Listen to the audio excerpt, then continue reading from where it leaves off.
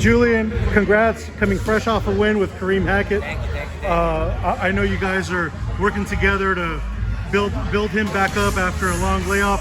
What was that performance like for you yesterday? You know, honestly, him and I have been together since I have a couple guys I've had since they're 0-0. Scrappy, Kareem, Arnold, they're still all undefeated. And it's different when you had him since the very beginning, you know? But Kareem, he boxed exactly how I like to teach outside boxing. You know, like systematic outside boxing. Like, he does it he didn't make a single mistake last night. And of course, you got a whole stable of other fighters. Yeah. Judah Ramirez coming up, John Scrappy Ramirez. You're working with Regis Prograis, who's getting ready to fight Devin Haney December 9. You're a busy man right now. Let's go by one. Judah Ramirez, he's the first one coming up. What went wrong in that last camp that you're trying to fix?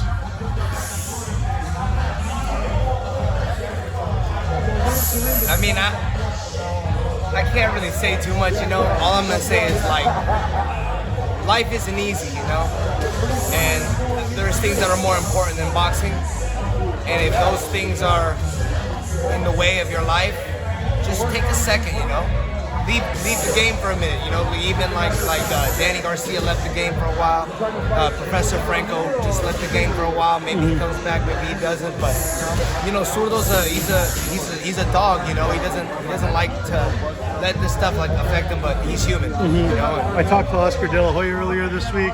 He said he encouraged Zurdo and said, you know, the window on the fighter's career closes, so he has to take advantage. He wanted to see a little bit more aggression. We all. This has all been brought to him. You know, we all love him. You know, that's our guy. So everything that every concern that you could possibly think of voicing to him, we've literally sat him down man to man, damn near in tears talking. You know, but he's locked into this one, and he's gonna show up. Certainly, those honest conversations are important. You're having a lot of conversation with John Scrappy Ramirez too. He just signed with Golden Boy. Congrats to you guys on that. That's always big. He has a world title opportunity knocking on the door if he wins this fight, becomes a mandatory challenger. How have you seen his development lead up to this point, and why you feel he's ready? I feel like he's ready because of, you know, some of the things that we needed to address have been addressed, and the experience of his last fights helped double down on some of the things that I've been needing him to do, and now he's doing them. You know, come fight night, you're gonna see a different John Scrappy Ramirez. I promise you. He's gonna do his thing.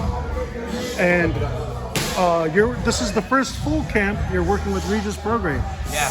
I know you guys had a cup of coffee for the last fight. Yeah. In his homecoming bout, but this one he's here in Los Angeles. He's training at a brick house. Yes. He did say Bobby's going to come at some point during camp. But talk to me about working with Regis for this fight, the biggest fight of his career. That's right. You know, it's a big responsibility, and I take that responsibility to heart. You know, I'm making sure we're crossing our T's and dotting our I's for this fight. It's going to be good, just a change in atmosphere for him, and like, he's just gonna be ready, and I honestly just can't wait for the fight. Devin Haney, pound for pound, one of the best fighters, undisputed at 135. A lot of fighters, they take that test before they really go after a champion. He's going straight to the top, kind of like what Inoue did with Fulton. Just go straight to the top of the division. He's going to. Do you think Haney might be biting off more than he can chew with Prograis? I believe so. Either way, like, give Haney his flowers. He's not ducking and dodging fucking nobody. You know, he's coming after the big fish, which is Regis. So props to him, and I can't wait for a good fight. You're tasked with drawing up the game plan. Not to ask you to share the game plan in detail, but why do you think Haney is a beatable fighter? I think because it's kind of hard to say that because he's tough. He's tough here.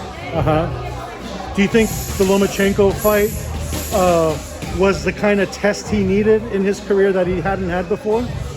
Yeah, but I think deep down he knows who won that fight. You know, like, I've watched that fight more times than for this fight specifically, now Regis and Loma are very different fighters. They're very different styles, so you can't like apply everything Loma was doing to Haney and expect Regis to do the same stuff.